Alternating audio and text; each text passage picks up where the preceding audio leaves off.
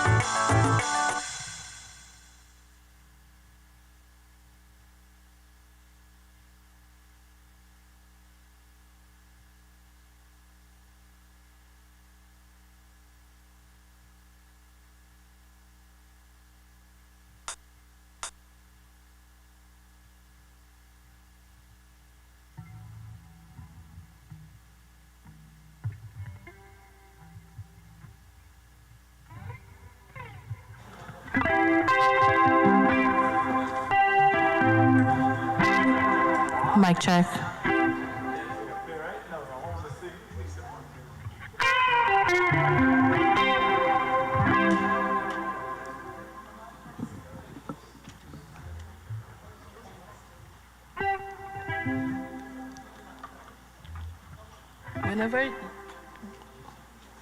Whenever you're ready.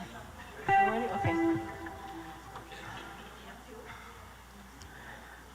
Good morning, good morning, good morning. Say it louder and make it seem like there's tons of people in the room. Good morning, good morning, good morning. We're going to start day 2 of the Belize Diaspora Summit 2.0. And to get started, we always do the national anthems. And today we have a special treat. The man and his guitar, Dr. Albert Williams. So we're going to start with the American National Anthem. So please rise.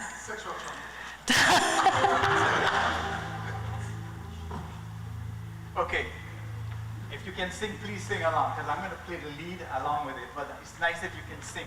For sure the next one, but this one, if you can. Here we go.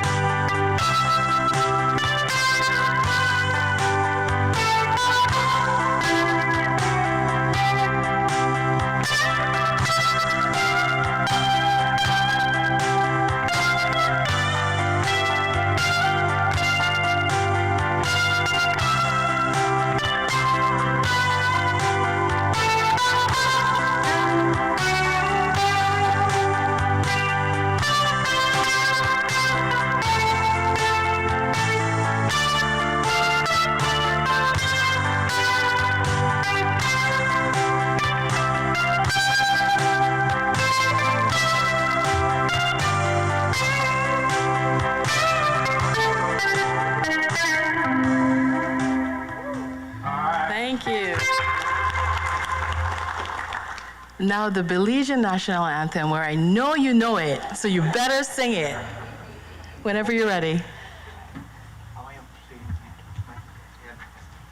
Now we will sing this one, but when you sing with accompaniment, it's a whole different angle than when you sing regular. So you have to hear what I'm picking, so I want you make it clearly.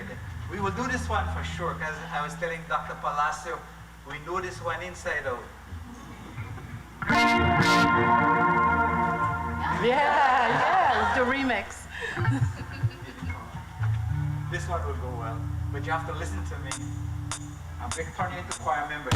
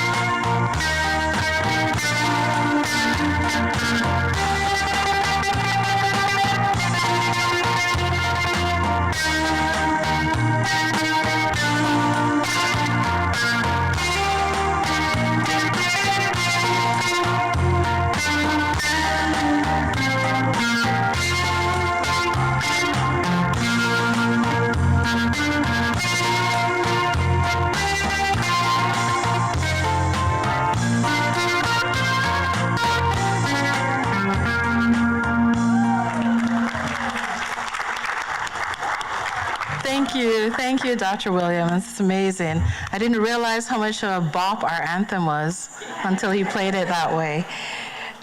So just to give a little bit of rundown of what today's going to look like, we're going to start with a business highlights where we have our businesses giving sort of an elevator speech pitch, letting us know what's going on with them, their initiatives that they may have coming up. And then we have a business mixer after that. Then after the business mixer, we're going to have a game hour with Destiny Wagner. And then later tonight, we have our original play by Ray Gongora, and that's from 7 to 9. So without further ado, I would like to introduce our mistress of ceremony for today, Miss Destiny Wagner.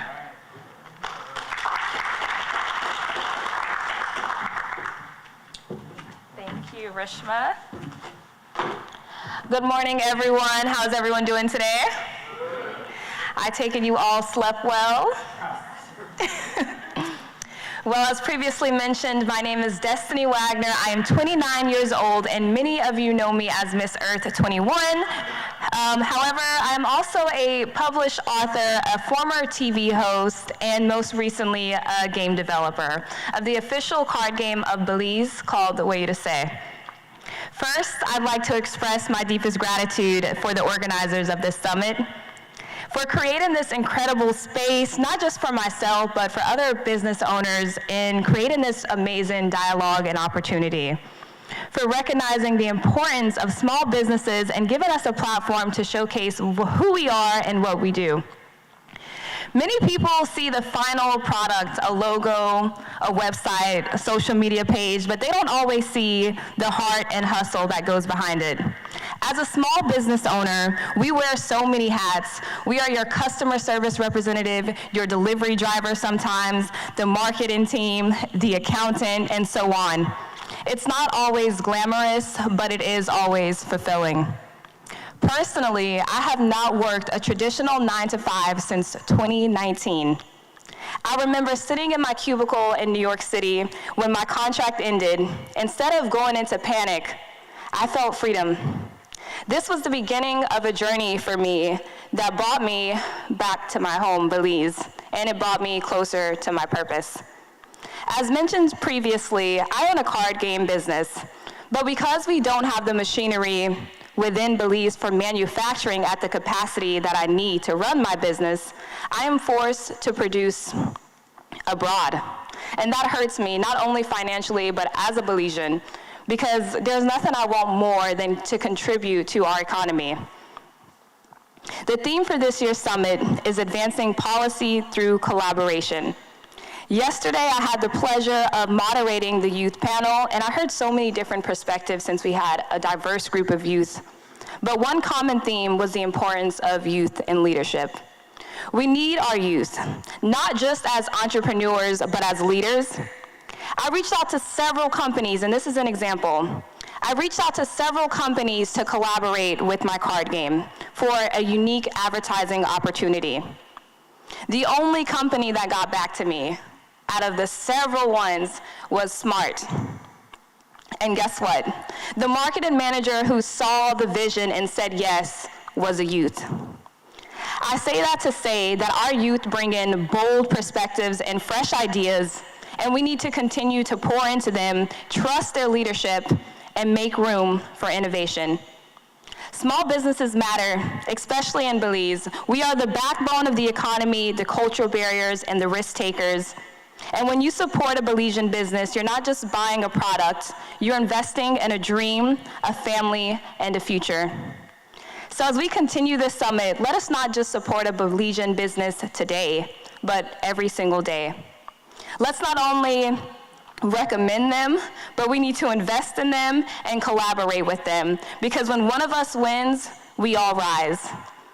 So again, my name is Destiny Wagner, and it is always a pleasure to be here, but now I'm gonna take the time to highlight some other businesses that we have here. So I'm gonna be passing the mic first to Digi Wallet.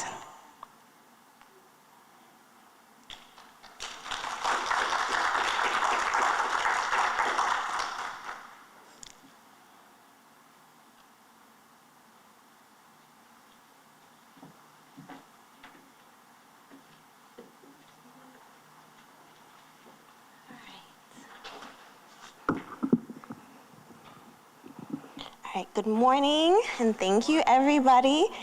So you hear the name DigiWallet, and you're like, what is that? We are a small startup founded in March 2022, and we're a subsidiary of Digi, our national telecom, right? And Digi has been leading Belize's digital transformation, and DigiWallet was created with the vision to lead the financial transformation digitally as well. Our goal is to essentially foster and grow financial inclusion. So what our app aims to do is to provide an option, especially for the underbanked population of Belize. All you need is an ID to open a DigiWallet account. You don't need any super complicated requirements, documents. You download the app, you press sign up, you put in the basic details. You take a picture of your social or your passport, upload it, and you have the access to a wide variety of financial transactions. With that, we have what we call our core services. So a user can now have the freedom to purchase top-up comfortably from home without having to walk to the shop. They can pay any utility bills, so all the local utilities, BL, BWS, Digi. We have up to 25 other billers in the app that they also can comfortably pay. You can visit the store and scan a QR code to pay for your groceries, your coffee, your hair, and a wide variety of products. We have a lot of small entrepreneurs who have DigiWallet, and so they have the freedom now to collect their finances for their businesses without worrying about when am I gonna go and deposit this money, so that digital transformation is there. Of course, you can send money between one DigiWallet user to another, and all our transactions are very competitive, and we have the lowest rates compared to the banks. When it comes to our value-added services, we feel like that's where really the bang for our app is. So apart from basic items or our core services, we have the beauty of what we call a marketplace. In our app, our marketplace allows users to purchase tickets for raffles, events, without ever having to contact anybody directly. Because in Belize, a lot of these tickets, you have to contact someone, message them, arrange a bank transfer, ticket pickup. We don't have necessarily a ticketing agent per se that you do these things at. And so DigiWallet offers these promoters and these companies the option to sell their tickets digitally. We now have the option to apply for small loans and medium-sized loans. National Bank is now a part of our system, and so you can submit a loan for up to $5,000 right from a DigiWallet app. Once those funds are approved, it gets deposited, and the possibilities are endless with the transactions you can do after that.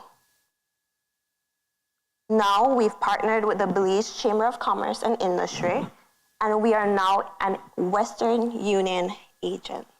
And what that means is that from the comfort of your home, your office, Monday to Friday, 8 to 5, you could pick up your phone, and once a remittance has been sent to you, you can put in the details, you put down your phone, you take a bathroom break, you drink a coffee. By the time you come back, your money has been deposited to your DigiWallet account. No longer is the need for you to drive downtown, go through traffic, find parking. There's not much free parking left in the city.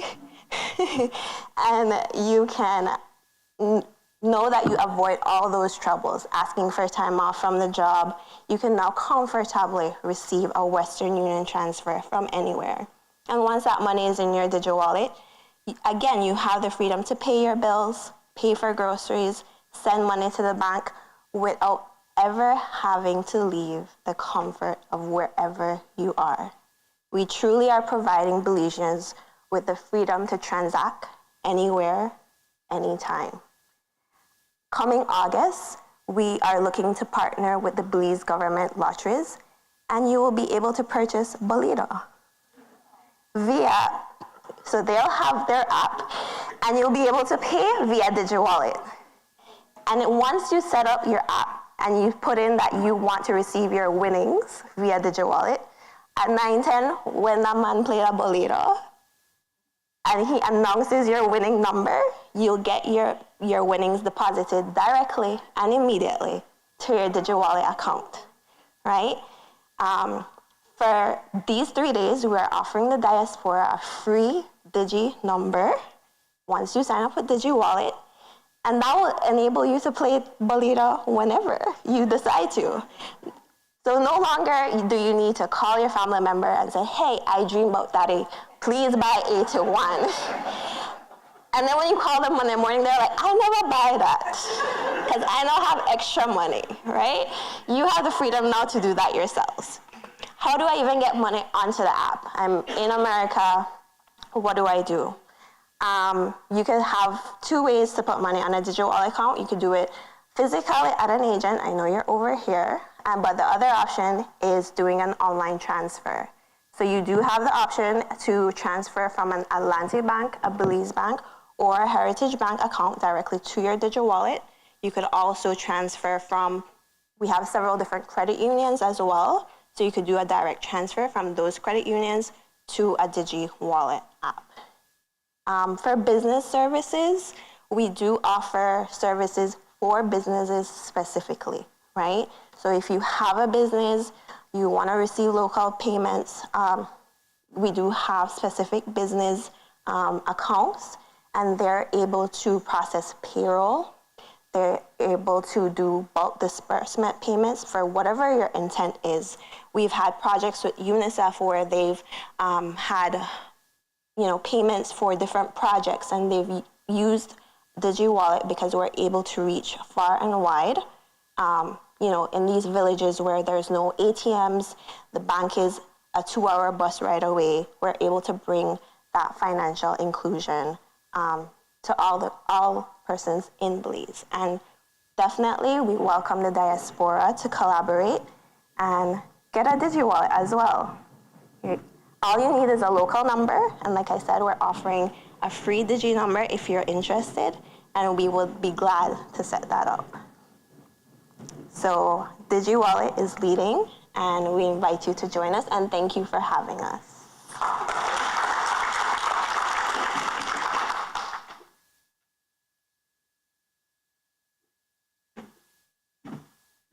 Thank you so much, DigiWallet. It's so amazing how innovative Belize is becoming as a country, because it seems like a few years ago, that would be unheard of. And now we have everything so easily accessible, which is amazing.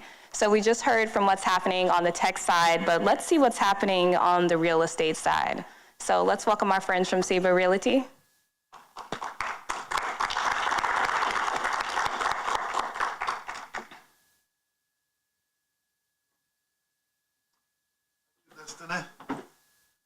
Good morning, everybody. Thanks for having us here. And again, Aria, Verlene, Rishma, well done. I do see the importance of this Diaspora Summit. We have been attending from its conception, and we will continue to do so. My name is Nigel Pitcher. I'm here to represent Sabre Realty and Development. Land ownership. Today, we're in an era where every sector, every youth, every family, every business understands the importance of land ownership. At Sabre, we sight fit to work on what we call an affordable lands project. It's one of our social projects. It's a part of giving back. So we're not just a real estate company, but we understand the needs and we try to deliver among the marginalized in Belize. We have done several projects in the Cairo district with 1-acre parcels starting as low as $5,000. You don't have $5,000 up front, then take your time and let's do a payment plan. We insist in you owning a piece of land. Not only that, we want you to understand what land can do for you, your generation today and generations to come. Currently, we are looking at several other projects right now, and at the same time looking for investors, people like-minded individuals who understand what we're trying to do and where we want to go. So you're all invited to participate and play a role in Belize's development. and enhancing those who need the assistance along the way. While we have projects such as Sagana Heights, agricultural residential communities, agriculture, again, we need to understand that that land, they're not just about building a piece of house and living on that house, but you could also go as far as planting food. We all see worldwide where prices are going up. You could plant some fruits, do some vegetable and so forth, but ease your pocket. So instead of going to the market with $20 every time, that $20 5 years ago is not that $20 again. But let's say you were planting some food along the way. You stop buying potato at the store, stop buying oranges anymore because you've planted out your land with those fruits, etc. So we understand the importance of land ownership. We understand what it could do for you today and tomorrow. Right now, we're looking at other projects in the Cayo district, San Ignacio, Santa Elena specifically. There's a lot of tourism going on in those areas. The growth is very high. We are about to embark in several projects. And not only that, we want to go now a bit further. We want to look at housing. So instead of just having a piece of land affordable at your disposal, we want to encourage you now to look at how could we assist you in getting a house on that land, all right? So there are several things going on here at Ceiba Realty and Development where we see the importance and the need for collaboration. We were having several discussions with other individuals out here today and yesterday about how we could work together, how we could build a partnership to further reach more, and not only those in Belize, but those of you out here as well. We all know what's taking place.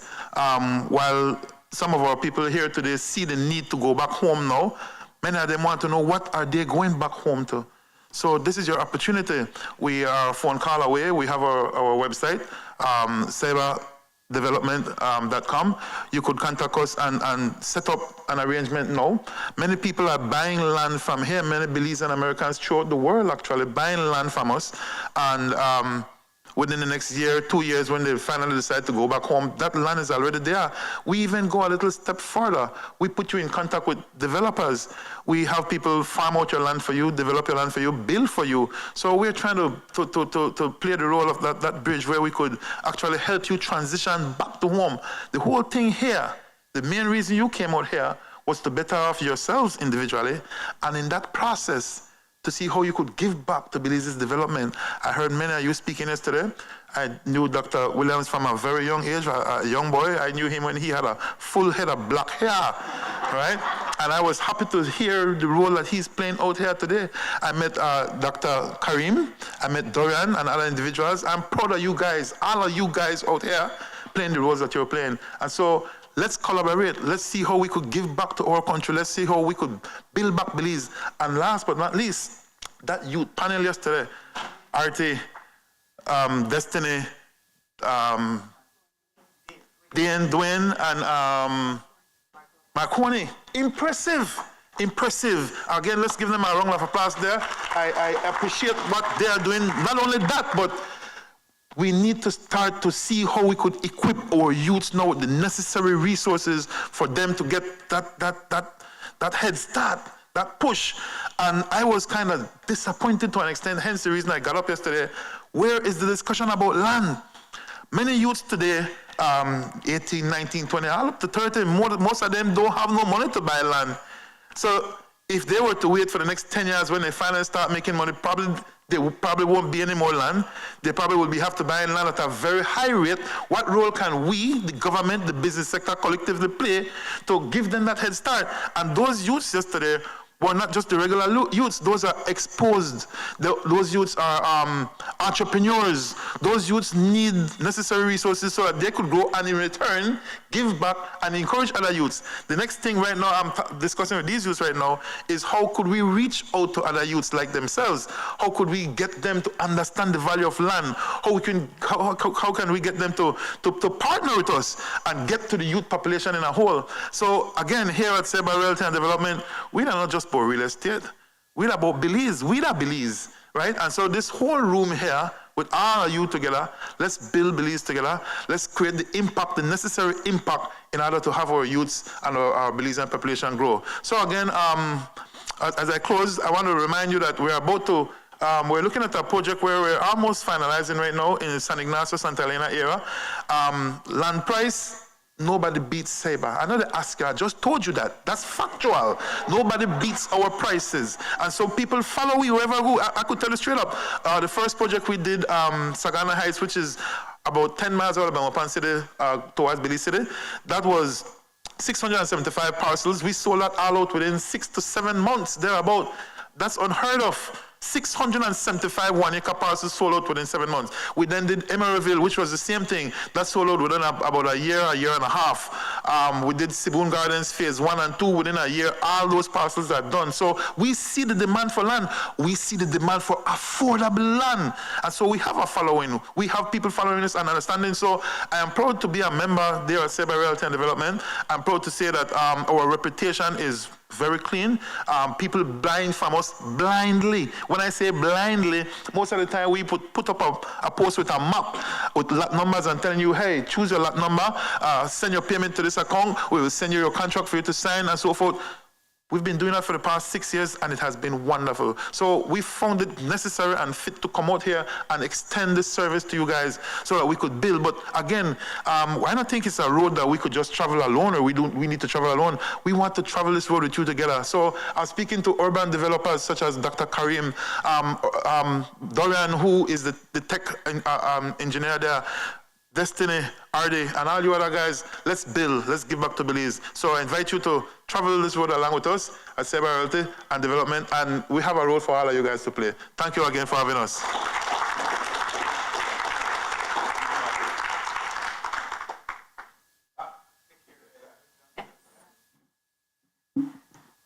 Thank you so much, Mr. Nigel. And that's just a testament, him being up here, about the years and consistency that he's put. This is not a race, this is a marathon, and in order to make Belize stronger, we have to always remember that. Nothing is gonna change overnight. We have to be persistent and consistent. So we've heard from tech, we heard from real estate, and now it's time to go down south and hear from Kapali Rum.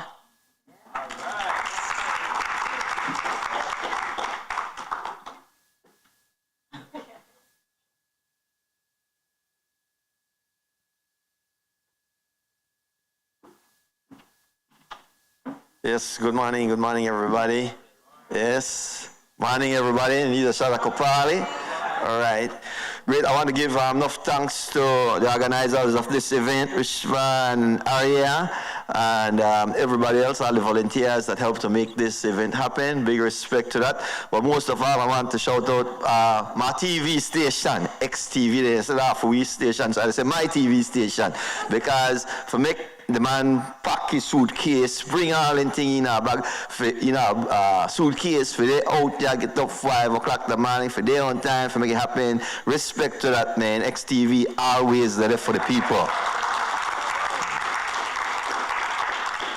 So, DJ, thank you for making the Western Union connection. This year, we should have no problem raising funds to buy gas to go to Sarstoon.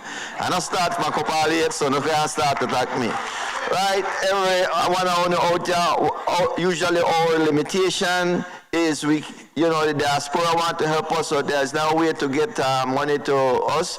Now, DJ, you have made it possible. We will have extra boats to go to Sarstoon this year. Tell the Guatemalans meet we. In our territory. So thanks very much for that. Now, this morning I want to definitely talk about the opportunity to be here. Thanks for it, to showcase our product from Southern Belize. And most people don't know that the first bottle of rum that was made in Belize was made in the South, was made in the Toledo district. The first bottle of rum.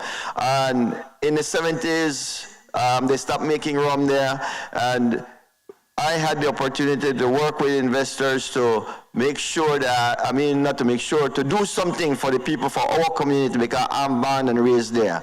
So I want to do something that whenever I go to church or if I go to the bar, that people don't frown on you because of the investment that you have. You have a lot of people now who have investments that's detrimental to the environment. I'm saying if I'm going to do something, if I'm going to get into a business, it has to benefit not only the environment but my community, because I live there. I want to be able to walk downtown with my head up high, knowing that my product is helping not only the environment, but also the community. So for us, people, is very important. The environment is very important. So I'm thinking, if we're going to go into a business to do something that will benefit the environment, and I know I've been learning a lot about agriculture and regenerative agriculture.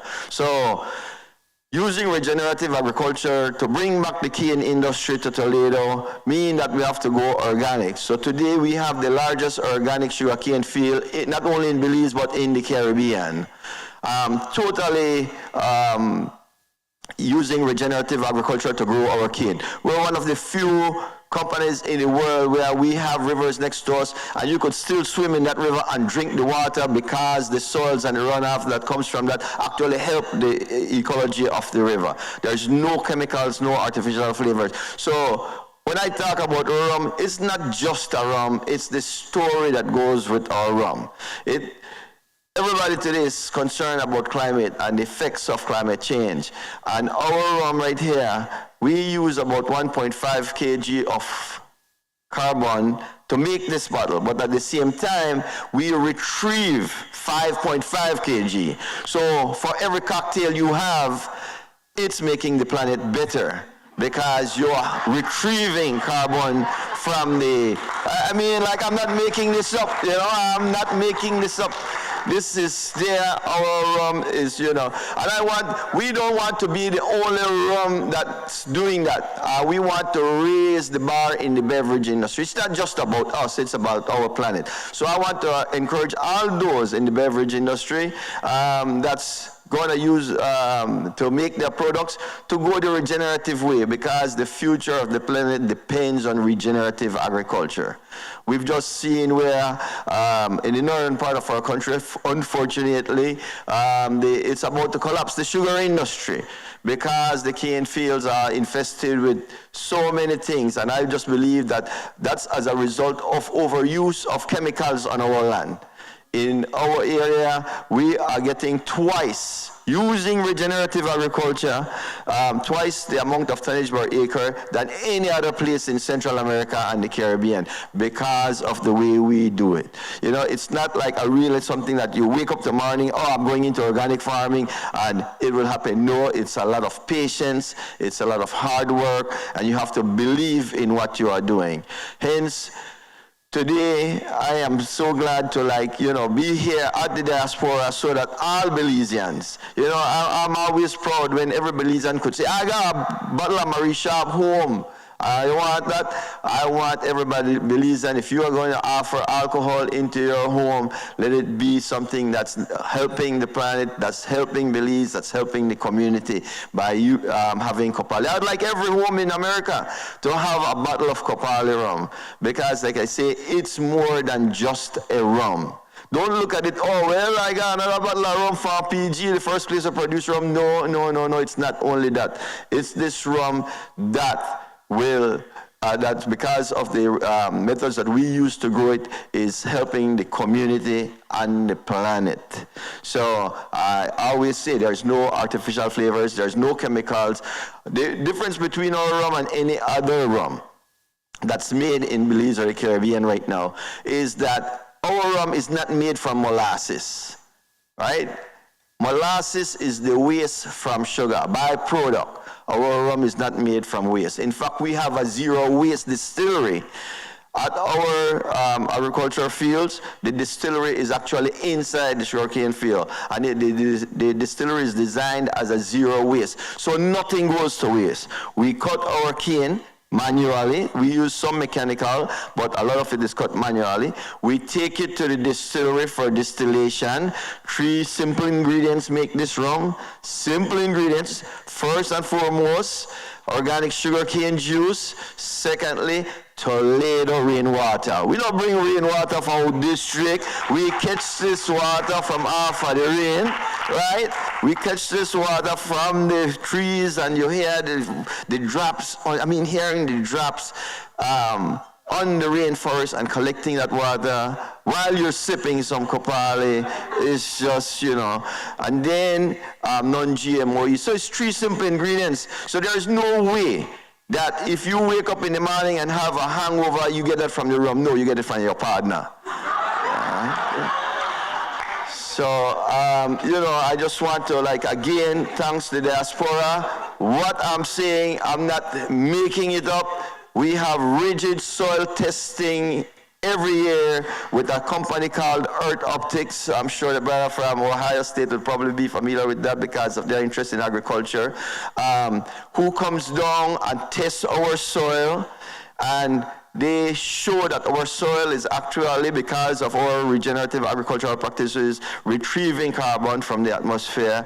And we did not only satisfy with them saying, oh, you're making, your rum is good because you're being kind to the environment. No, we have a third party organization called Preferred by Nature, who comes and verify that whatever we are saying is the truth, because we don't want to be accused of greenwashing or anything like that. So, I am just happy to be affiliated with this, because it's, again, I don't want you to say, well, I got a bottle of Kopali, and no. I want you to say, I am drinking Kopali because it's helping the people of the Belize economy or PG communities, and it's also being kind and helping the planet.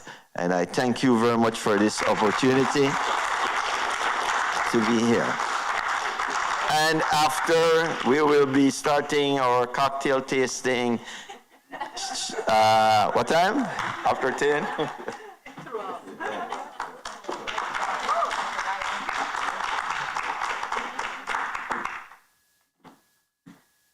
Wonderful job, Mr. Will. I grew up back there.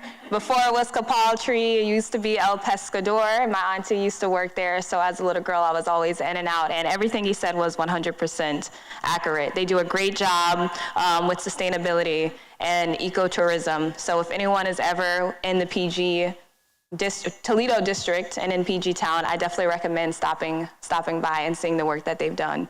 And 3 questions to ask if something is sustainable is it good for the environment? Is it good for the economy? And is it good for society? And if the answer is yes to all 3 of those questions, then it is indeed sustainable. So now that we've heard from some Belizean businesses, let us go ahead and pass the mic now to the city of Miramar.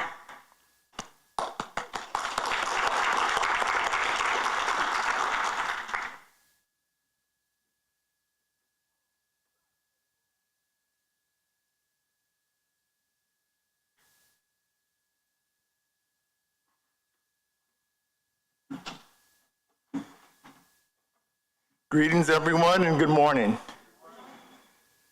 And like all y'all proper Belizeans say, with all protocols been established yesterday, my name is Clint M. Conliffe, and my business cards say I'm the Economic Development Advisor for the City of Miramar, and also I'm the Miramar Sister Cities Liaison. And at this time, I am the highest ranking person from the City of Miramar in this room. I told my boss to stay home. Okay, yesterday, and I'd like to thank Ray Gongora for informing me about this summit, because all my other good Belizean friends didn't tell me anything. After I found out, I asked them one by one, yeah, I know about it. Well, how come I didn't know about it? The City of Miramar is supposed to be doing stuff with Belizean, and how can we do stuff knowing what Belizeans want if you don't let us hang out with Belizeans? So, yesterday I was up here for a moment talking about the delegation, the Miramar delegation trip we're having going to Belize. So, Rishma, this morning, she voluntold me to speak more about it and tell the history.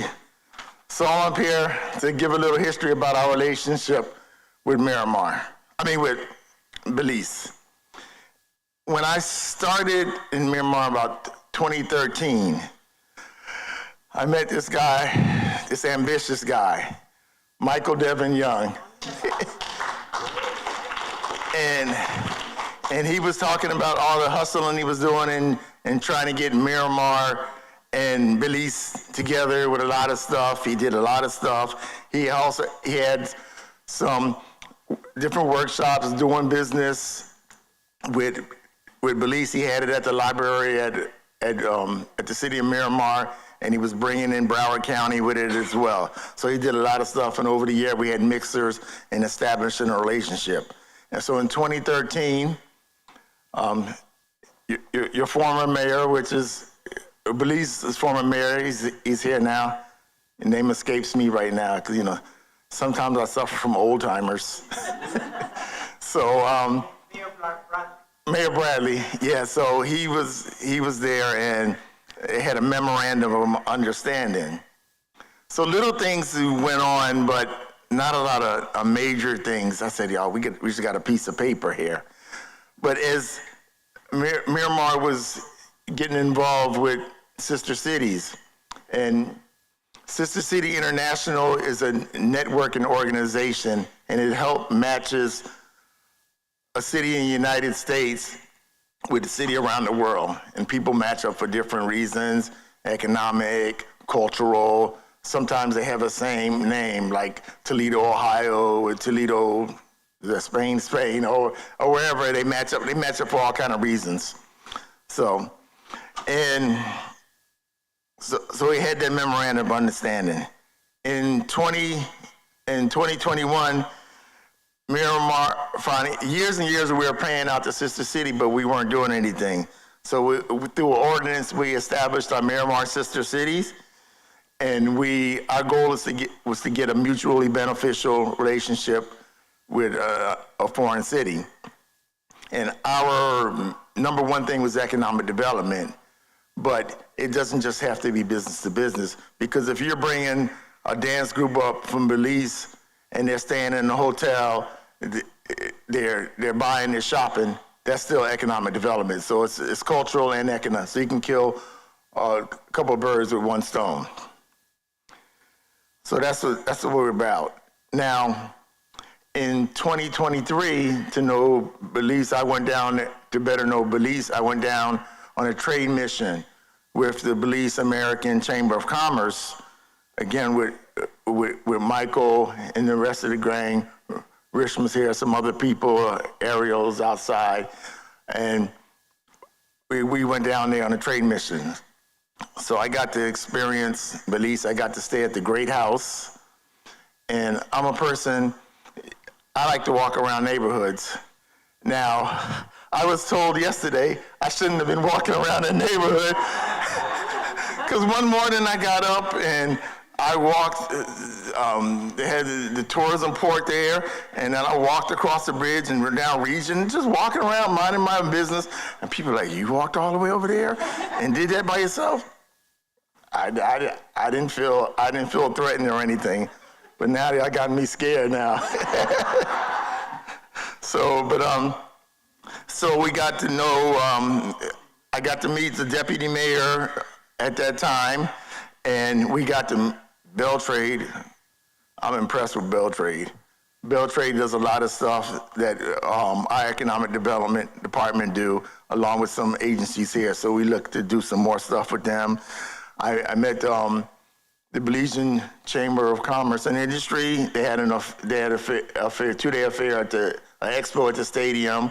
We went to that, and some other businesses. So it was real intense down there. And when I go places and I attend conferences and stuff, I soak up all of the stuff that conference is about. That's during the day.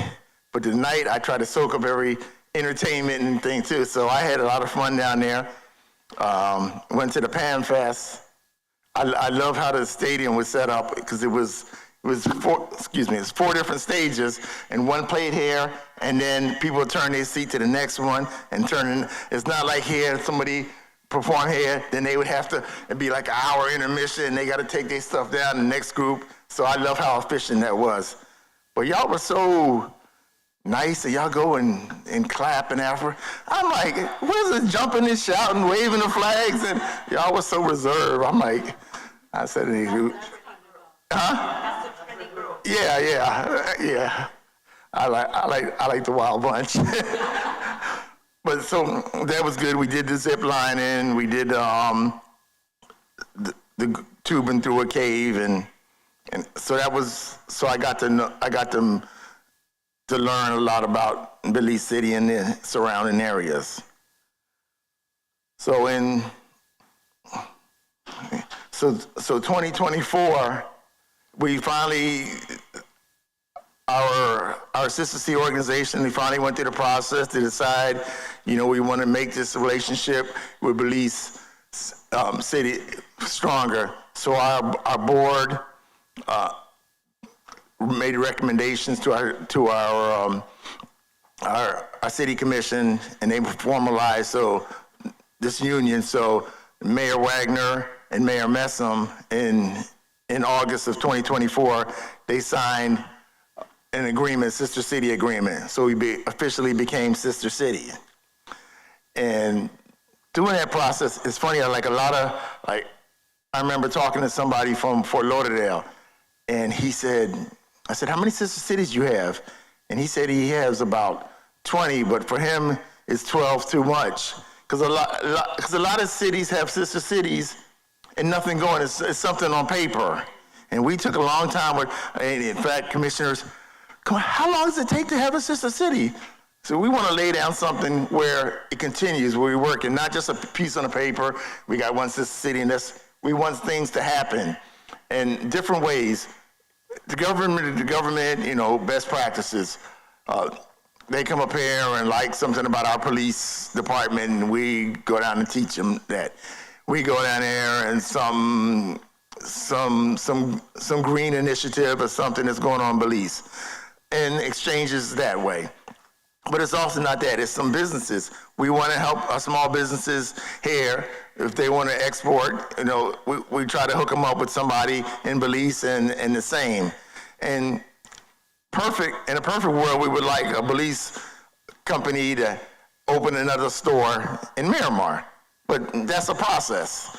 So if they make some trinkets, they can hook them up with a store in Miramar, and they can sell their trinkets through that store in Miramar, and you can do reciprocal agreements and things of that sort. So that's what we're looking at, some different, y'all have a cultural dance team or something, come up here, do something at the city of Miramar. And so we're looking for exchanges like that. And it doesn't have to come from exclusively our board. If y'all have an idea, boom, Clint, this is an idea. You come before our board, and we don't have to be the ones doing it. You just come idea, we'll back you up. If you need a venue, if you need some advertising, that's all, put our little name in the corner. But, we can help each other with that. So that's what we're looking for. Now the last piece, which I talked about yesterday, last year, City of Belize came and visited us. So we're going down there for a reciprocal visit. And so we will be down there August 4th through August 8th. And we'll be meeting with the government. I gotta meet with Beltrade again. I'm gonna meet with the chamber. Sister Cities International, a lot of the unions go through the Rotary. So I'm trying to meet with the Rotary in Belize. And also we're looking to go get a day trip to the equivalent of your Washington, D.C., Belmore Pond. We're going up there. And I saw a couple of pictures. I want to see y'all, the Soviet-style buildings y'all have up there. I said, I hope it's more exciting buildings than the ones I saw there. But we're going to go there and visit there and meet some of the people up there. So that's what we're looking to do. So again, if you got an idea, it's Clinton. When y'all go down there, y'all should see this or talk to these people. Come to me and get my card, and you can let me know. And businesses down there. Or if you're thinking we need to visit something about the university, come by and we'll get an itinerary to go good and go down there as well. So that's what we're looking to do. So any help y'all can give me, I'd appreciate it, and I'm here to help y'all. And if any of you have a business and want to move your business to Miramar, you can come move yourself to Miramar. Unfortunately, we're not inexpensive, as the brother was saying about the houses and the land down there, but, you know. Anyway, thanks a lot, and thanks for giving me time in front of you.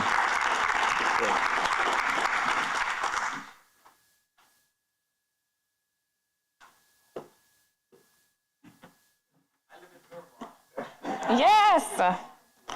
Thank you so much for the presentation. It is amazing when we collaborate with one another because the opportunities then become endless.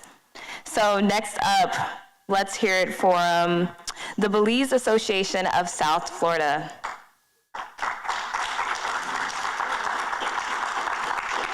There he is.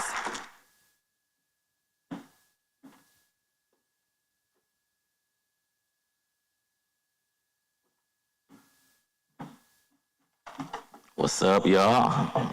All right. So today I'm going to be playing double duties, all right? So the first, we'll start with the nonprofit, the Belize Association of South Florida. All right. So I'm currently the president and took over about 2 years ago. So in doing so, there were some changes that needed to have been made. The old association, it was antiquated. There was a disconnect that needed to be more of a business forum. So when I took over, we literally had to look back at everything to see what nonprofit can serve the Belizean community in a capacity and not just picnics and carnival and the fun stuff. So in doing so, we redid the bylaws, and the primary purpose of the association is to register, is to promote and celebrate the economic, social, cultural, and educational advancement and achievements of all Belizeans. So that's the purpose.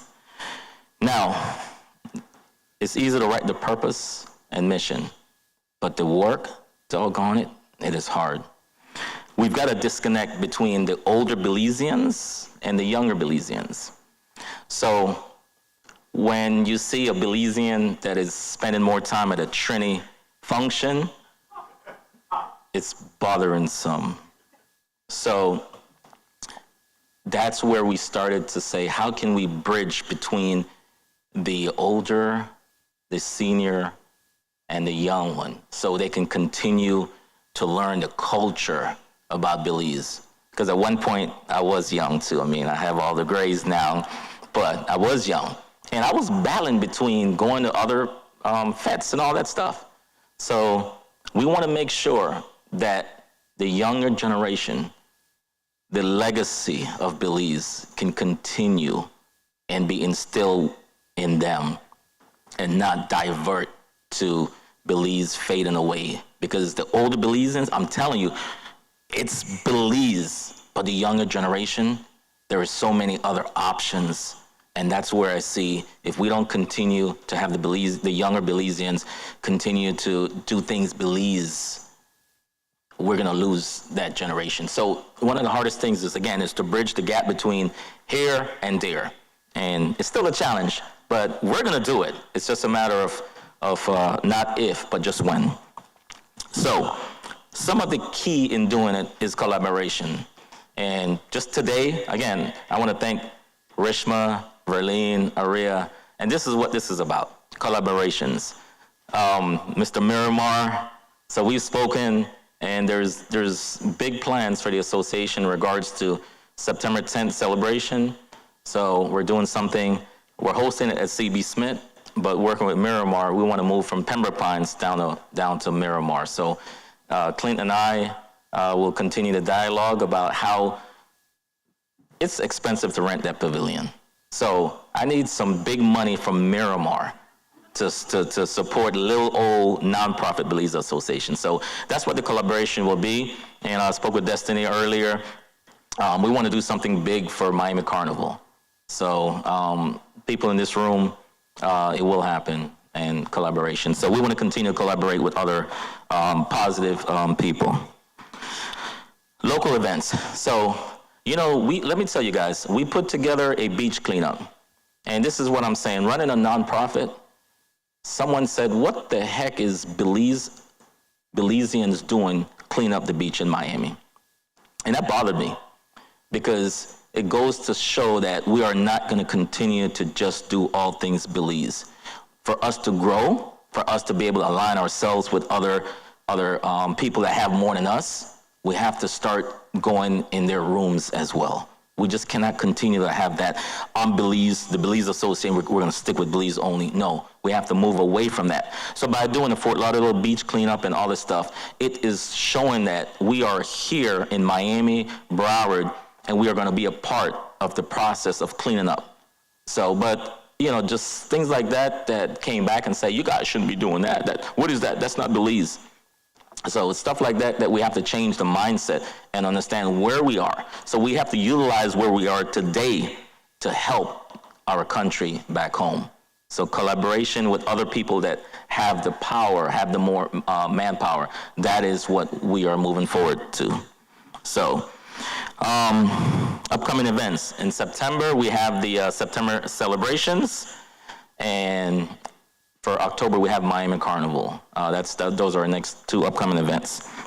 In the meantime, we're still gonna fill in some slots with different Feed in South Florida. So last month, we also did Feed in South Florida as well. We went to a food pantry and can see the magnitude of residents locally that still needs some help. So that's what we did.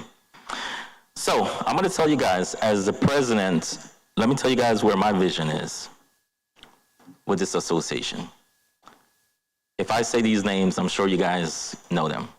Goodwill, Salvation Army, doggone it. That is where I want to see the Belize Association of South Florida be, a nonprofit that is so big that it's receiving monies from grants from government. And as much as we are all volunteers, this association will only advance when we have paid employees that's working under the association with the guidance of the board of directors. So if the board of directors are the one coming up with ideas and still out there doing it, you're not gonna grow. So the vision is to get funding to be able to have someone that can wake up every freaking day and say, how can I make this association better? Not having to go, okay, I'm gonna do the association part-time, but I have to go to my full-time job. That's fine and dandy. But for us to move to where we can do more, that's where I feel as president, I wanna see that where we can get grants to be able to get a couple people that are full-time, that all they do is wake up and collaborate and be able to make phone calls on a daily basis to grow this, where the Belize Association of South Florida is now as strong as Goodwill. So if you wanna be, if you're always in a room with the people around the same level as you, you're not gonna learn. So I'm thinking Goodwill, I'm thinking Salvation Army, and that's where I would like to see the Belize Association of South Florida move in the future. So, all right, so I'm gonna, when I'm finished, I'm gonna have you guys do something for me, but we're gonna move away. I told you guys about the picnic coming up, told you guys about the collaboration, and we have to continue to do that.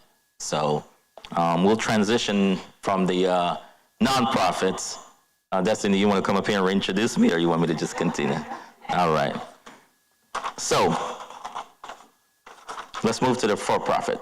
I am Darnell Buller, the founder and owner of the Buller Group. So the Buller Group, man, it started 13 years working for a Fortune 500 company. I was working at Florida Power & Light, and I was one of the last ones there. And some of my counterparts, when we had a meeting at Friday and everyone wants to go home and party, I stayed and I asked my supervisor, why are we doing this? You guys are a monopoly. Why are we still doing customers, giving them what they asked for? And I wanted to groom myself. So I retired from FP&L in 2009, and and I launched 2 companies, an air conditioning company and a duct installation company. So that was 2009. From there, about 8 years later, I saw there's a need. So I'm what you call a serial entrepreneur. So in 2018, I started MBB Services. So if I went to your house and maybe it's an $800 job and all you have is $400, I financed the rest through my finance company. So in 2018, I launched a finance company that was able to be an independent company that should some of my clients, which were good people, not able to afford that service, another company filled in the void. So that was 2018. Got bored. Then in 2020, started a construction company. And the reason why this construction company was started because as an air conditioning company, if you have an electrical issue, you can't touch that. You have to get an electrician. So I got an electrician, and the customer says, Darnell, the electrician that you referred to me sucked. If I didn't know any better, I would have fired you, but I know it's not your fault. Well, that resonated with me, because if I give a referral and you go out and you perform a job that is unsatisfactory, I didn't feel good. So in 2020, we launched Buller Construction and Renovation. This is a general construction company. So that means if you need electrical work, anything in your house, all you need to do is call Buller. We have the license to then hire an electrician, and that contract is between me and the electrician. And if that work is not done properly, that electrician does not get paid. If that electrician is not licensed, insured, they will not get on my customer's property. So that's what having a construction and renovation company. So wherever there's a need, I filled it. So then in 2022, a same job, my customer, we renovated the house. She says, Darnell, who's gonna take care of my house now? I want you to do it. I said, I can't do it. I don't have a real estate license. Lo and behold, Google, what do I need to do to manage a customer's property? Become a real estate agent. Bam, in 2022, I picked up my real estate license. And currently, as of today, I am still managing that property that I renovated 3 years ago. So, got bored. 2023, I started a mortgage company. Because when you're dealing with someone buying a real estate and they're like, oh, the bank turned me down. Why did the bank turn you down? I don't have privilege to that. I'm not a mortgage loan originator. So, no worries. Google. I got my mortgage license. So anytime that someone needs to get a house and there's a mortgage, I'm able to look at that mortgage, review it, and see if it's in the best interest for my client. All right. Got bored again. 2024. So when you buy a house in Florida, your house, unless the house is paid off, it has to be insured. Insurance, there's some of you in this room that are overinsured, and there's some of you that are underinsured. How many of you actually know how to read your policy? Not a lot. So I have my 215, and one of the reasons is if I sold you a house, I didn't want a year later something happen and you got to give me a call and say, Darnell, boy, I need for you to sell my house. Why? What happened? My significant other passed away. So I can't afford this house. So with something called a credit decreasing insurance, your mortgage, should something happen. So if you have a dependency in the house that two people are paying the mortgage and something happened to one, for about $50 a month, if something should happen, that house is paid off. So I didn't want to sell you a house and a year later have to sell your house because you didn't upgrade. It's because you had to. So what can prevent that? Insurance. So therefore I got that. Got bored. That's my 215. And then I went back for one other. If I'm able to do life insurance, why not be able to review the homeowner's policy? So I picked up my property and casualty insurance. And that now allows me to be able to review that's the highest license you can get in insurance. So I'm able to review anyone's policy in here, whether you want to insure Lassie the dog, Rover, or whether you want to insure if you're an NFL player and you have $1 million arm, my company can insure that. So, and got bored, went back for one more license, and that's my real estate brokerage. So there will be no Buller Realty if I didn't go and get the last license. So I'm a real estate broker. I have 3 agents that are working under the Buller brand. In the Buller brand, I will tell you, the mission is to be able to give everyone that wants to purchase a house the opportunity to have access to money, knowledge, and insure the home through financial literacy. So we at the Buller Realty, we are not here to just sell you a house. We are here to help you get the house. And I know in Belize, they're giving land. Shoot, that ain't happening here in Florida. Land is expensive, especially in Miami-Dade. So we have a blueprint that it may not be today, but if we sit down with you and see where you are today, it may be tomorrow that you're able to get the house, providing you stick with the blueprint. And that's what Buller Realty, it allows me to not just be a one person, because I can talk to you and give you all the knowledge, but it'll take me years to spread the message. So when you have a team of people that you bring on and has the same mindset as you grow faster, you help more, you do more. So that's pretty much what we are here at the Buller Group. So, in wrapping up, Buller Realty will continue to grow and add other business to the brand.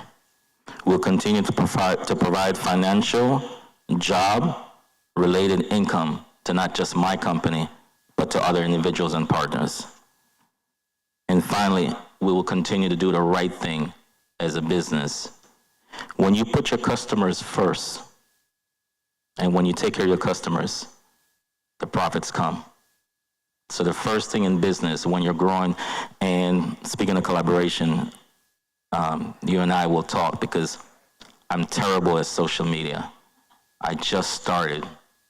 This thing grew without social media. But like I said, if I continue to just be a one-man show, I will be antiquated. So we have to keep up with what's today.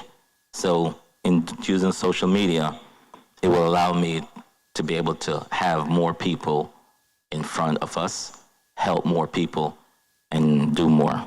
So that is pretty much the mission and the vision at Buller Group and Buller Realty.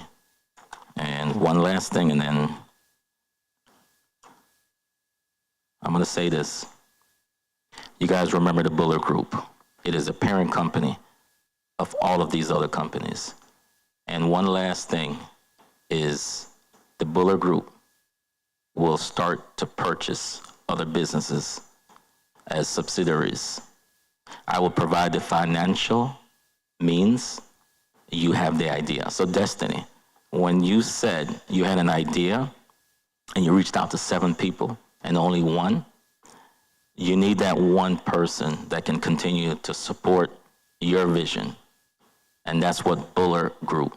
We are going to be buying up companies where anyone that have ideas. So you might have an idea, but you don't have the business backing, and that's where the Buller Group wants to be here. I'm a proud Belizean. I was born in Dancrigga, came here in 1986, and you can take Belize out of me, but you can't take the Belizean from me. So I want to support all of the other Belize groups. I want to collaborate, but remember what I said. It's not just about Belize. We need to get our companies in other people's face. So thank you guys for your time, and I am Darnell Buller with the Buller Group. Cheers.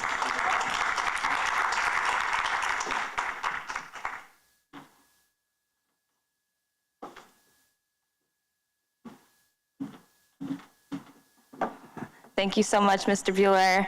It's just amazing to see entrepreneurship, and a serial entrepreneur, I resonate with that so much. It's a blessing and a curse because we always find a problem. And when we do that, we want to find the solution to start a business after, which I definitely respect. But you mentioned something earlier in your statement in regards to why are Belizeans cleaning up the Miami beach? What does that have to do with anything? But as someone who travels a lot, I clean up every beach. And I do that because Belize, we have so many coastal communities. And growing up in a small village called Barranco, I'm not sure if anyone is familiar. Yeah, okay, there we go. Big up the South, big up Barranco. As a little girl, I would go to the beach and I couldn't even read, but I knew that was not in English. So many of the trash from other countries, especially Miami, their trash ends up on our beach fronts. So the next time someone asks you why you're doing that, you are actually protecting Belize and preserving our coastal community. So continue to do that. But on that note, we are going to now welcome the University of Belize.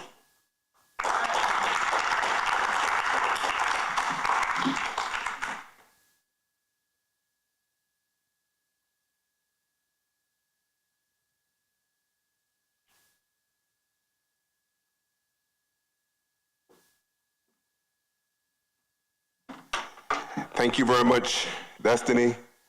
My pleasure to be here at this summit with the diaspora. I will start by, I want to give away a UB mug.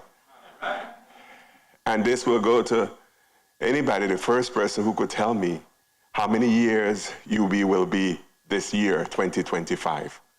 How many? Except Johnson, of course. Lisa, you cannot raise your hand for this one.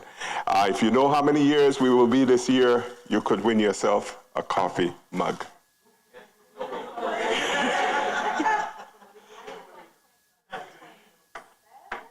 Not 27, not 32, not 28. Warm. 25. All right, Ambassador, you got yourself a mug, but she already got one. So we'll go to the next person. Who else said 25? come and get it, man. Mr. Buller, come and get this mug, man. Now you have a UB mug. All right, thanks, man. You know this gentleman? No, UB.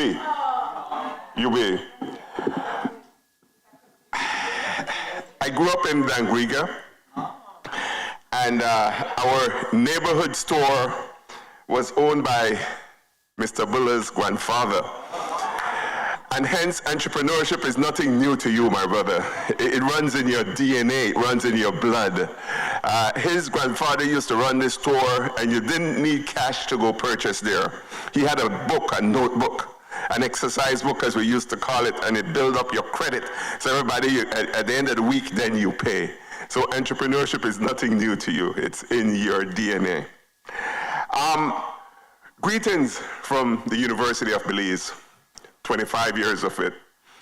This year we celebrate our Silver Jubilee, and we will do this in a grand way. Look out for the calendar for this. The last week in August, we will throw it down. We will end with a gala at the Civic Center in Belize City. Yes, indeed. We celebrate. Greetings from all 5,000 Black Jaguars. We have 5,000 students across 3 campuses. We have a campus in the South, Destiny, and the Toledo campus, or Punta Gorda campus, a very thriving campus down there. We have one in Belize City, which is actually 2, what used to be the Teachers College, and UCB is now our Belize City campus. And we have our headquarters in Belmopan, where my office is and where most of the operations happen at the university. So we're 3 campuses. We are 5 faculties, The latest you will hear about, I'll just mention it, our School of Medicine.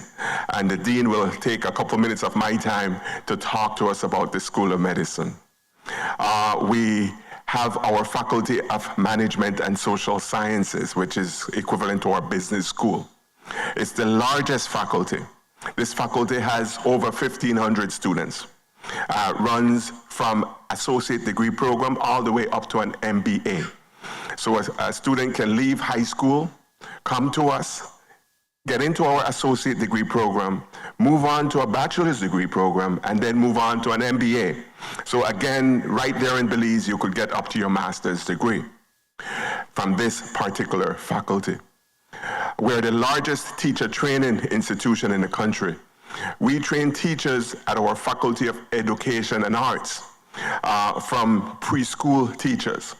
So you could be a teacher at preschool, a teacher at primary school, a teacher at high school, all that at the University of Belize. And we offer certificate program for tertiary level teachers as well. Because sometimes we're technical people, we know our content, but we don't know how to teach it. So you get a diploma or a certificate in how to teach your skill.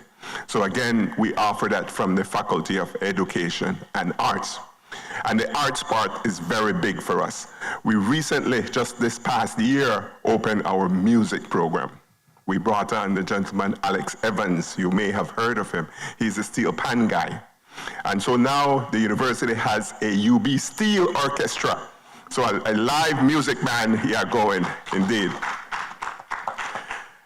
And we have I like to refer to them as a singing group, but he will crucify me for saying this, but a choir.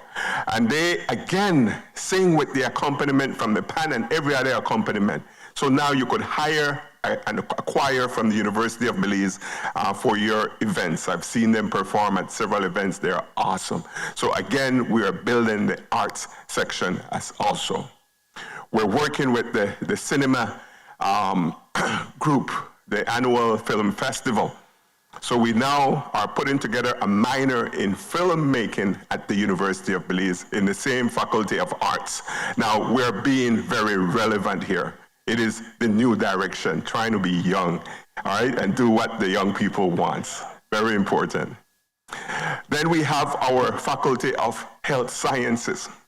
Yesterday, you heard about some of what they do, but it is our fastest growing program. It's a program that needs no recruitment. People want to be in their program from the student standpoint. I'll start with the nursing program. We cannot train enough nurses for the country. But again, we're not training for the country.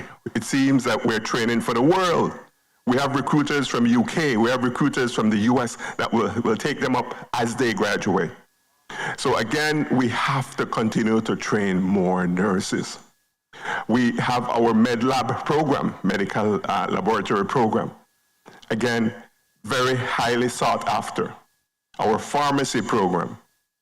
We have our social work program. And you all know those are needed, people who are skilled in social work. Our society needs more social workers. Every school should have social workers, not just one, but for every class level. It is as now, all high schools would hire a social worker. But to me, the problem is so dire that we should have a social worker for every form, first form social worker, second, third, and fourth. It is needed. And we at the university, we are providing social workers. Again, the last is our Faculty of Health Sciences. Now, this is our largest faculty by program. They provide the agriculture training. The only program at the university that has residential campus. You go to Central Farm and you enroll in the agriculture program. We've changed the name to Climate Smart Agriculture because that is what we're facing as a country, climate change issues. So that program is growing. I just signed off on 34 applicants who will go into that program come August of this year at the associate degree level. Now talk about food security. That is what this program sells. When I stepped into the president's office, I've visited the facility there. I said, no, we have to improve this.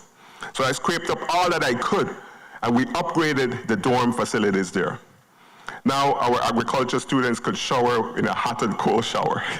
Back then it was cold water. And those of us from Cayo or who have lived around Cayo know that it gets cold there. I was shocked here as two mornings I walked out of the Airbnb where we stay and it's warm from 7 o'clock in the morning. I say, does it ever get cool here? So we improved the facility there. So students are now looking forward to staying on campus. During the summertime, we use those same campuses for our study abroad program. So students from US universities, they come down and they could stay on a campus. We refurbished the cafeteria. Now the students could have 3 warm meals a day, and it's very good meals. When I'm in the Cayo area, I make sure I stop there for lunch at their cafeteria so I could interact with the students, and it's always good stuff. So again, the Faculty of Science and Technology, besides the agriculture, they do the IT program, information technology. Now this program does not require recruitment either. They have a waiting list of students to get into that program. Students know that when you go in this direction, you are guaranteed a job at the end of your program. As a matter of fact, it becomes a challenge for the students in their bachelor's degree, because at their 3rd semester into their 4-year semester bachelor's degree, they are employed. You know, the lecturers would have to call them back, come finish your program so you could get your degree. But they realize at that point, they are out there making the big money. So again, our IT program is highly sought after. And I feel bad for our high school principals, because they would call me and say, we need an IT teacher. Then I would inform the chair of that faculty, and he would laugh. He said, our students will not go teach IT at a high school. These people are up there in terms of their demands for what they could earn for their qualification at the university. So again, the science and technology. And the last thing I'll say about them is they are on the cutting edge in terms of research. There's a research facility called the Hummingbird Analytical Lab. This facility has equipment that could test heavy metal in soil, in water, that could test the carbon content in any particle that you could see. The country signed an agreement with a law that we cannot import styrofoam into the country. You know, you have the foam plates that we used to sell food in. That is illegal now. So they have substitutes. And we take it for their word that the substitute does not have the carbon that the previous material did. But nobody is testing this. So we are testing this at the university. And we're realizing that it may not have as much, but it still has a high content. And that is what we do at the Faculty of Science and Technology. We partnered with Mercer University. I mentioned yesterday, tomorrow, the dean and I will travel to Atlanta and visit Mercer. Our students, along with their researchers, went around the country testing for lead in anything. And they were blown away by the content of lead in some recreation facilities across the country. Every town, cities had these colorful yellow and red exercise equipment in these parks. Attractive, I thought they were cute. But when they measured the lead in these things, they said, this will harm anybody who uses it. So we did what we needed to do. Our students, with the Mercer students, the Mercer researchers, our researchers, and now every municipality, they brought those recreation facilities down because the University of Belize partnered with Mercer to let them know that this is not good. Our national university is being relevant. I could go on and on. When you tell me for talk about UB, sometimes I can't shut up. But, pardon? You should have, you didn't. You just said, I just want to talk about UB. I spoke about the faculties, and you'll hear from Dean Johnson about the one of medicine. I'll talk to you about some institutes as well. What happened at UB, if we're to be relevant, Sometimes we have to step out of the academic framework in approving things and making things happen. And most universities have what they call institutes or centers, and we have those as well. The first is our Environmental Research Institute, where we do research relating to the environment, cutting-edge research, publication every year. We have projects looking at coastlines, the one in Barranco, Destiny. All these are work that are done by the Environmental Research Institute. We also have the institute that Dylan Vernon spoke about yesterday. That's the latest institute on campus, the Belpre UB, the Belize Policy Research Institute, working with different government agencies, private sector, with public sector, with NGOs, etc., to look at policy and policy implications. So again, we're meeting a need there. And the third institute is one that I'm very proud of. We call it the Intercultural Indigenous Language Institute. Now, this institute provides an opportunity for indigenous cultures to get into the university and to stay in the university and feel welcome into the university. Like any other parts of the world, there's discrimination, people having issues for various reasons. This institute is working with our indigenous population. Now they have a place they could go for counseling. They have a place they could go for any support that they may need. Now at UB, we celebrate all these indigenous affairs, indigenous events. We have Maya Day every year. We have the Garifuna Survival Day activities. We have all these other things going on. As a matter of fact, because of the Institute, we have 4 courses, language courses that are offered. We have a Garifuna class. You could take a Garifuna class at UB now. You have 2 Mayan classes, Quechua, and a Mopan Maya class you could take at UB. And these you could do online, so these are virtual classes. And we also have a Creole class, which I sat in myself. I thought it would have been easy. I could talk Creole, right? But it was complicated. I said, wow, this indeed is a language. So again, there's a Creole class that you could take at the University of Belize, and you don't have to physically be there. These are online courses available for even us here in the diaspora, for you here in the diaspora. Now, call to action. We always have to call to action, I'm sure. I have this QR code. I've shared it with Aria, and you could scan it in your phone from me. This is a form that each of you can fill out and to tell us how you could partner with us at UB. There are various options. If you want to provide a scholarship, if you want to support an infrastructure, if you want your name to be labeled on a room in a particular facility, that can surely happen. Of course. I wish. I know, the whole hall, yes. Let's go, Bula, we could talk, you know. We could surely talk. And I wish Verlene was in the space, because Verlene said her mother was at UB when it started, was a faculty member in the Faculty of Education and Arts. And she would like for something to be there on that campus with her mom's name. So we could work on that easily. So again, this will happen when you fill out the form. We will be in touch with you as to how you can support the university. And last, from my end, our Institutional Advancement Office is working on a Diaspora Fellowship Program. What is this? Persons who want to be affiliated with the university. It will be a formal way to be a fellowship. Those of us in academia knows what a fellowship is and the value of it. You are affiliated now with UB. You could put UB on your resume because you're a member of this fellowship. And as the fellowship members, we could come together to do stuff for the university. We're finalizing the details of it. I challenged my IA office to have had it ready for today, for this weekend, but they didn't. But I will be communicating with who all is interested to serve as a fellow, a diaspora fellow for the University of Belize. So those are some of the things that are happening. I will turn it over to Dr. Lisa Johnson, the Dean of Ford School of Medicine, to tell us some about that particular initiative.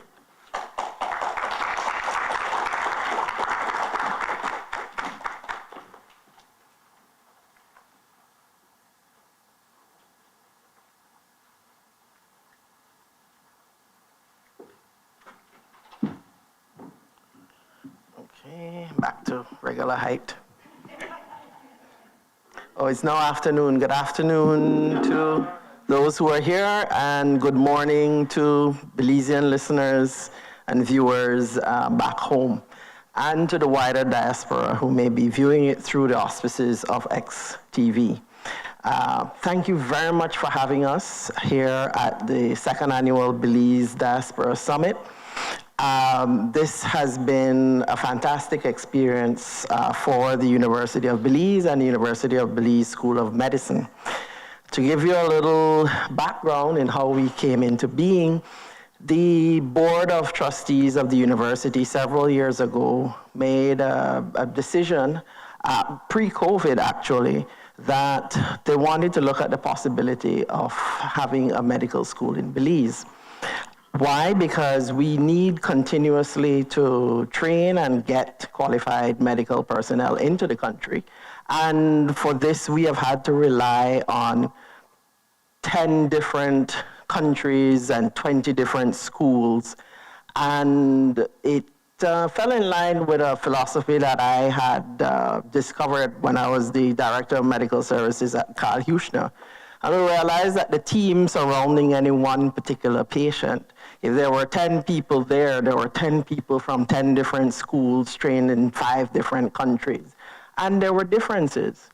And my experience, both in training and in practice, I trained in Jamaica and Canada, and practiced in Jamaica and Belize and Cayman and Bahamas and Canada, realized that there is an international standard of medical practice, there is an international standard of training, and once you achieve that standard, then everybody should be on the same page.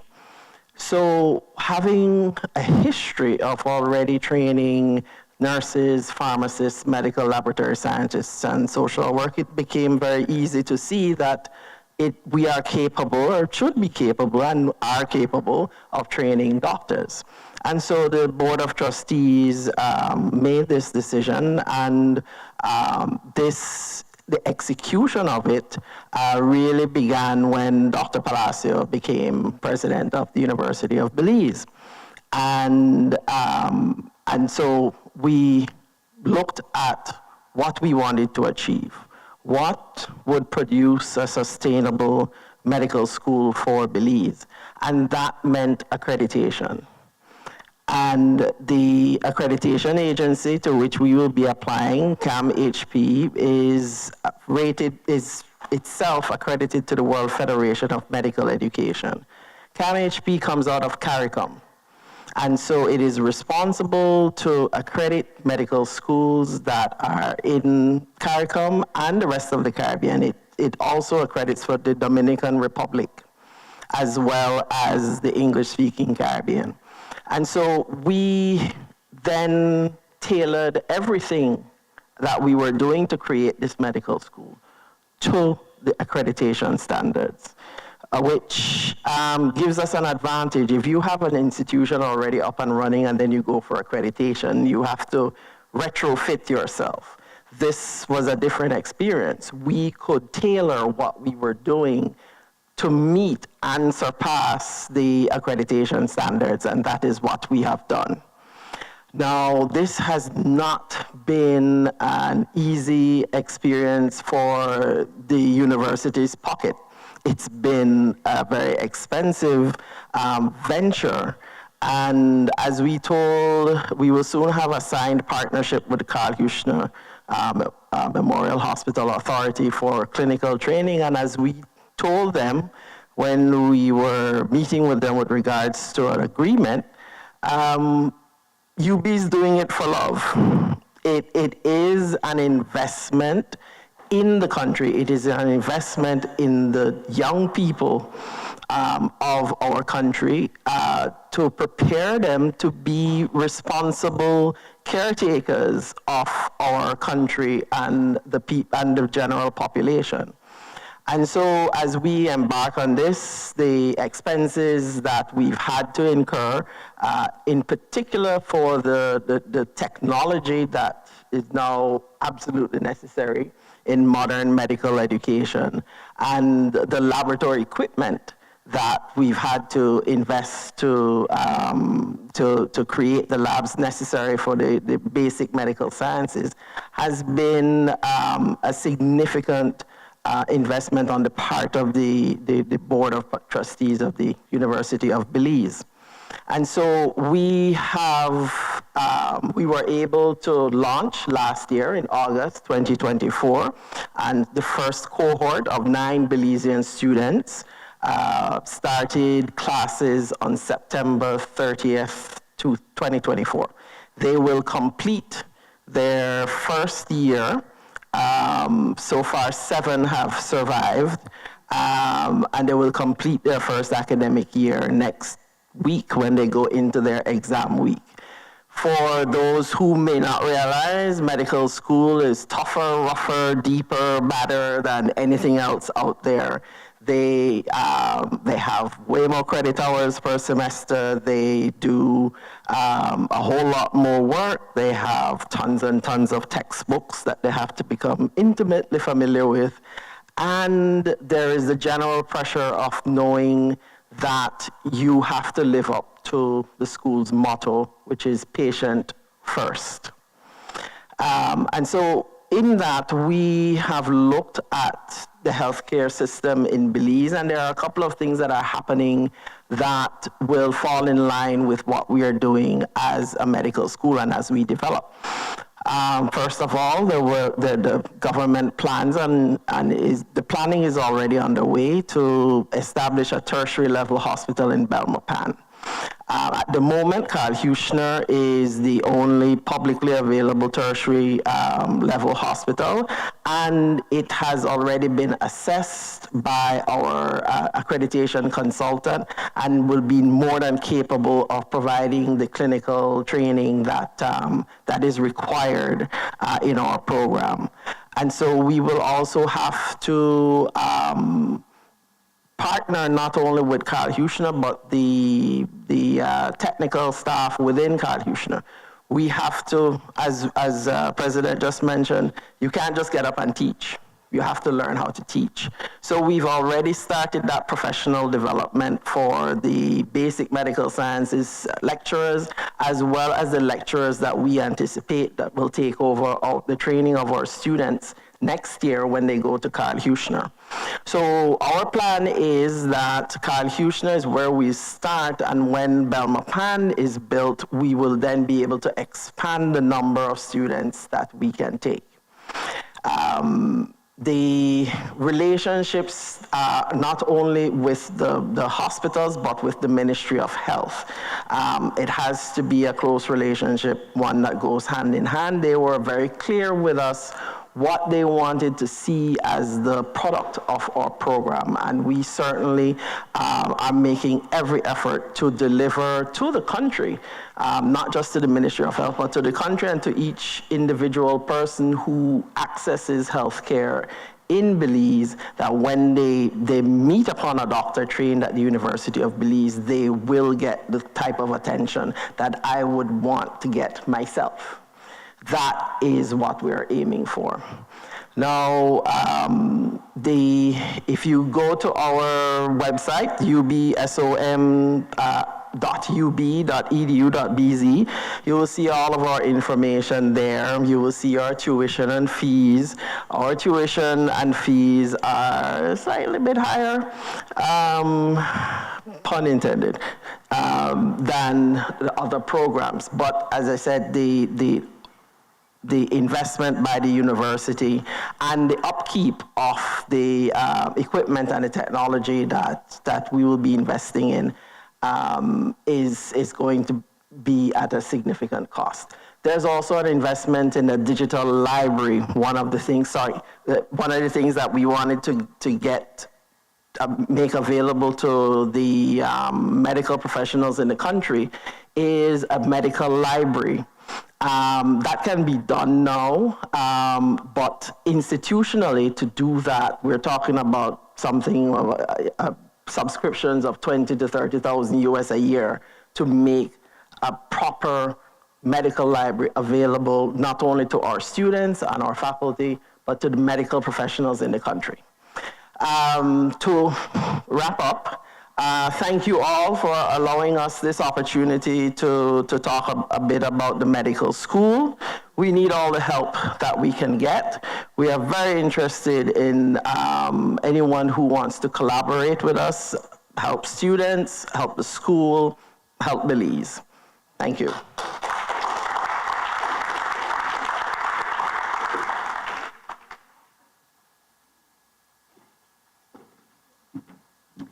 It's great to see all of the hard work that the University of Belize has been doing, offering so many diverse classes from medicine and even contributing to the Orange economy by offering film now. That's incredible. Please put your QR code, stop by every desk and maybe even put it here, because even though Belize is more affordable compared to other universities, there's still a dire need for financial assistance for the students that are in attendance. But on that note, we are running out of time. We definitely want to make sure they have enough room to clear this up and get the mixer going, but we have one last speaker. Last but certainly not least, please let us give a round of applause for Build Belize.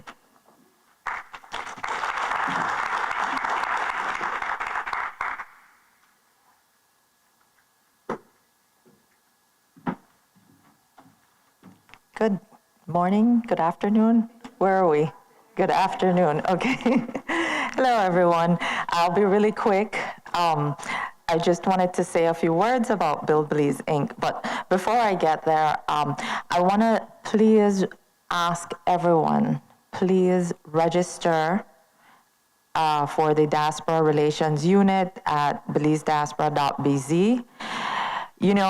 I was listening to, yes.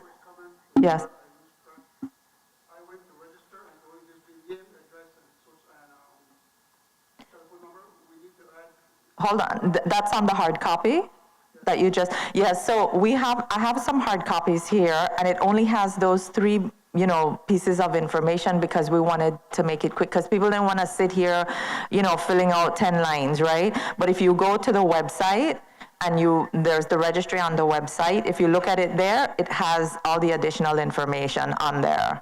And usually we do have it, the hard copy with everything, but what we've come to see is that people don't want to just sit and fill out all that information, right? So yes, please go on and register. Extremely important. Mr. Buller, I'm sorry, Mr. Buller. Yes, I think, you said a lot of great things. First of all, a lot of great highlights, very creative, and really good information. I could really resonate with a lot of what you were saying. And I wanted to point out that, you see, if we have all this information in one database, okay, so when you come now with your nonprofit, right, and you have all this wonderful stuff you want to do, we can actually use that database to send out all that information. So now you have so much more exposure, right? And it's the same thing for the summit today, right?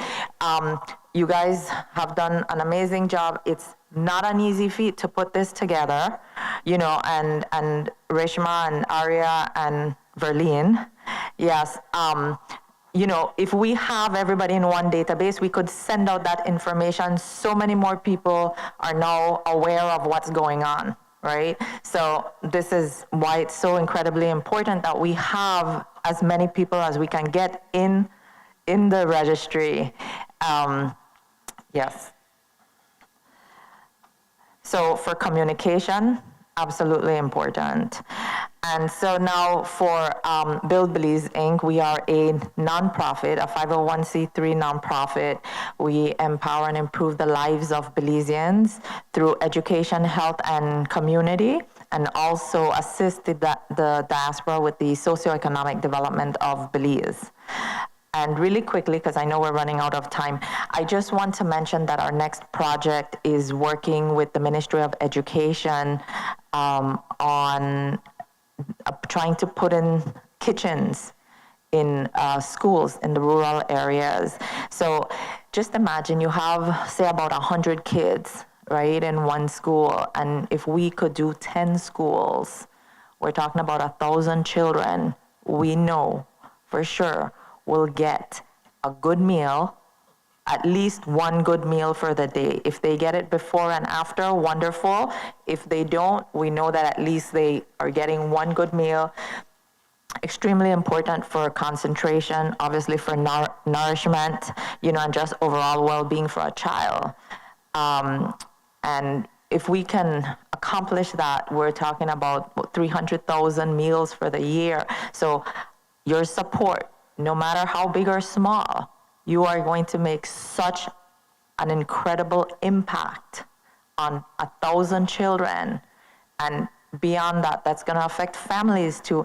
And not only that, with the Ministry of Education, they have a wonderful feeding program, healthy feeding program, which they will be able to implement once we put these kitchens in. Once we outfit these schools with these kitchens, they'll be able to implement this feeding program they have, and they're also going to encourage and support putting in gardens into these schools. So the kids will be able to take their vegetables from the gardens and it'll be cooked in the school. So we're talking about sustainability, healthy eating habits, agriculture. We're accomplishing way more than, you might think, oh, well, my support is just this little bit. No, it's going a really long way, and it's going to make an incredible impact. So I just want to ask to please reach out to us and support.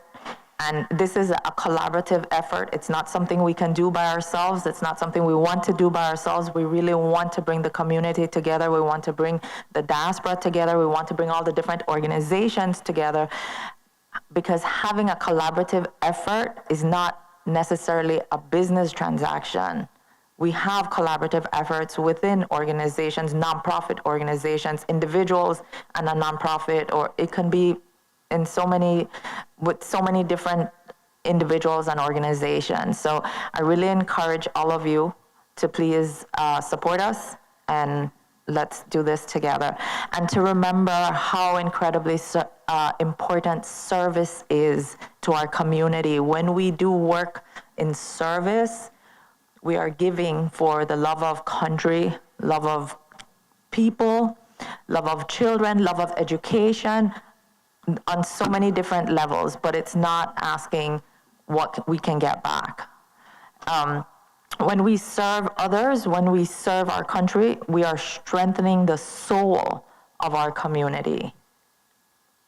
So I encourage you guys to look at our website at buildbelizeinc.org, and also please do not forget to register, and encourage everybody around you, your families, your communities, to please register with BelizeDiaspora.bz.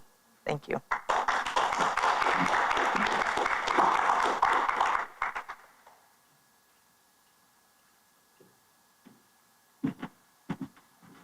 And that was our final speaker for today. But I want to thank everyone who came up here and spoke about their business, their organization, their nonprofit, because we really got a chance to learn more about what you do. We see the logos all the time, but sometimes we don't really know what's going on behind the scenes or what projects are you currently working on. So that definitely was very insightful for myself, and I hope it was insightful for everyone else. So let's give a round of applause one more time for everyone who spoke today.